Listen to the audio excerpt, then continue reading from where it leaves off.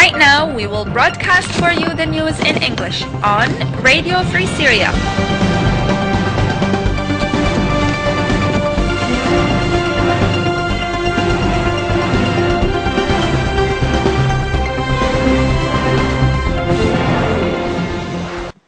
Welcome to our news hour in English. I'm Marwan Kadra and I will be with you during this news hour from Radio Free Syria.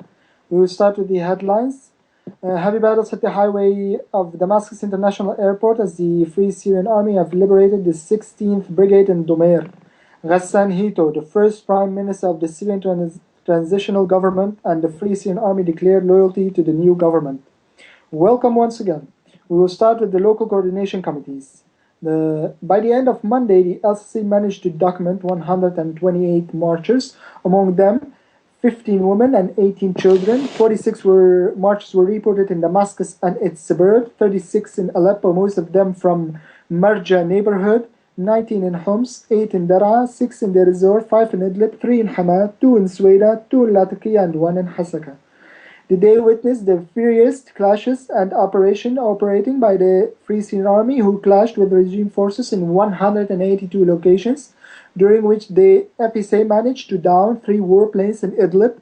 In Damascus, the Free Syrian Army targeted the public palace, Damascus International Airport, the Palace of Conferences, and the security quadrate, which comprised many security headquarters. Also, the FSA repelled an invasion attempt made by regime forces against Barza neighborhood and targeted a security patrol at the road of the Shireen Hospital, as well as the 80th Marsh complex in Zablatani, using a large number of mortars, shells killing several regime soldiers. In Damascus suburbs, the Free Syrian Army was able to take control over the regiment's 16th location located east of Otaiba and targeted several Hezbollah members in Sayyida Zainab and the headquarters of Electronic War Administration in Bahdaliya, in addition to the hospital of police in Harasta. In Deir ez-Zor, the FSA liberated a gas station in the Brigade 137 and regained full control over Bayyada area in Homs. However, the FSA could fight off the regime attempt to storm Basatin area in Palmyra, while in Hama, they were able to liberate Hammamiyat checkpoint and gain 2 tanks, 3 vehicles full of ammunition, and 4 machine guns. In Ma'arat and Noman in Idlib, the FSA thwarted a military convoy which was trying to head toward the area and could destroy many regime vehicles in Ishtabrak. Vocal points of regime forces were targeted by the FSA too. We will start with Damascus and its suburbs. Activists said the heavy battles between the Free Syrian Army and the Assad forces on the highway that leads to Damascus International Airport have been heard. Meanwhile, heavy shelling on the southern area of Damascus as the Iranian embassy have been surrounded by Assad forces to make sure it is safe. Moving to the suburbs of Damascus, heavy battles between the Free Syrian Army and the Assad forces in Sayyida Zainab as massive explosions have been heard there. The Free Syrian Army have shelled the Conference Palace in Zabadani. The Free Syrian Army has shelled Al-Hudda checkpoint in the city, which resulted in the deaths of all the Assad soldiers there. Moreover, the FSA have declared that they took control of the 16th Brigade that has the responsibility to protect the military base of Al-Dumair. Moving to Aleppo, heavy battles have been heard between the Free Syrian Army and the Assad forces in the neighborhood of Halab al-Jadida.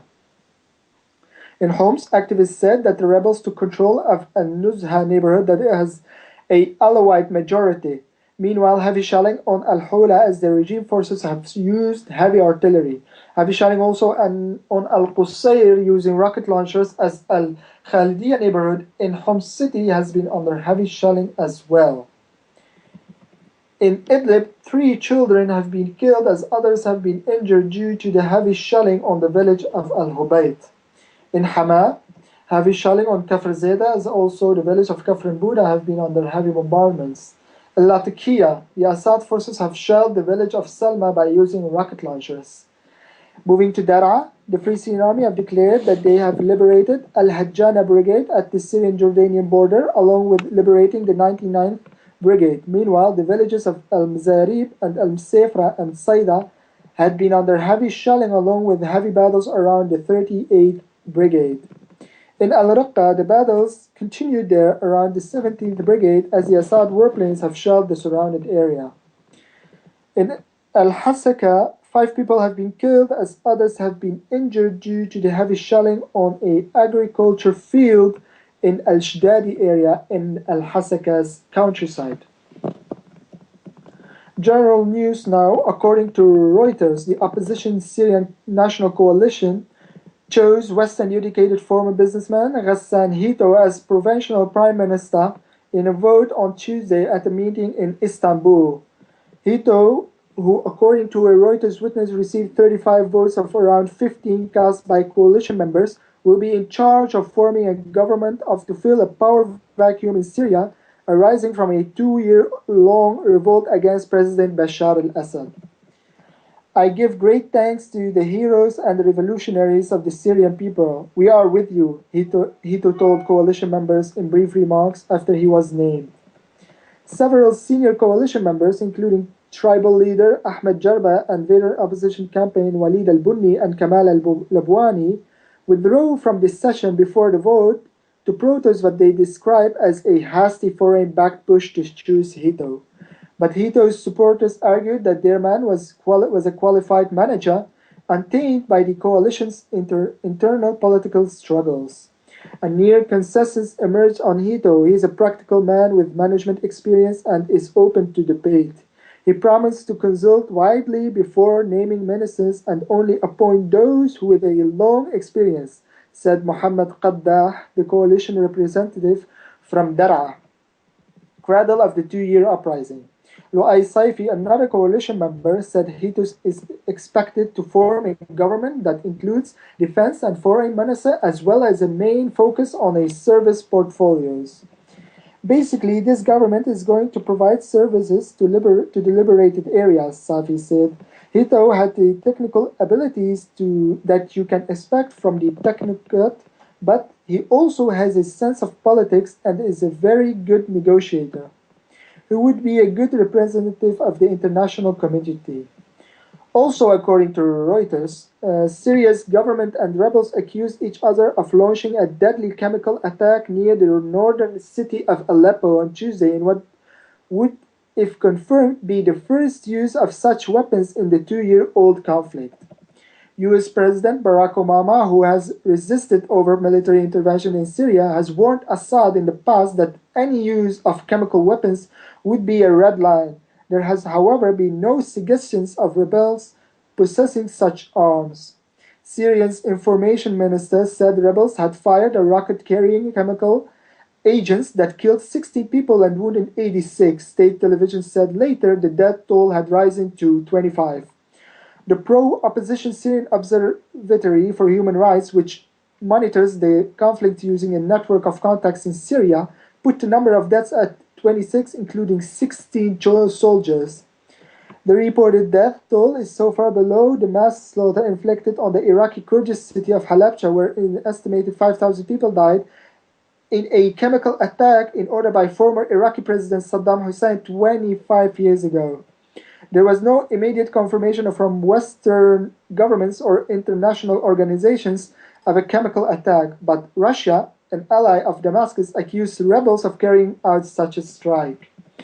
We are very seriously concerned by the fact that weapons of mass destruction are falling into the hands of the rebels, which further worsens the situation in Syria and elevates the confrontations in the country to a new level, the Russian foreign minister said in a statement.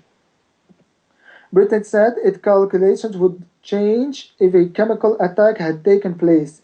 The UK is clear that the use or proliferation of chemical weapons would demand a serious response from the international community and force us to revisit our approach so far, a Foreign Office spokesman said.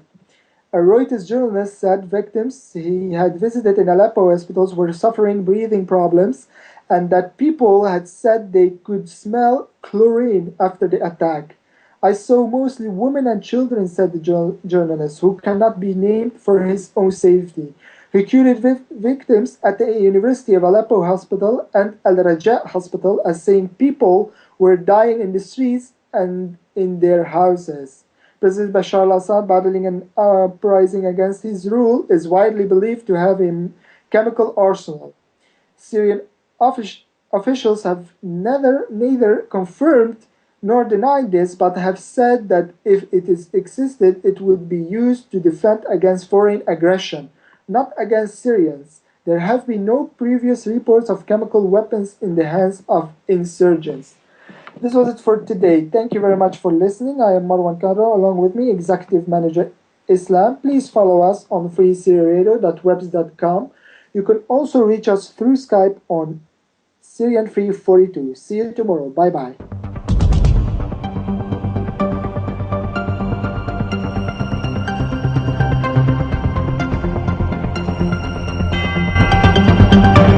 Right now, we will broadcast for you the news in English on Radio Free Syria.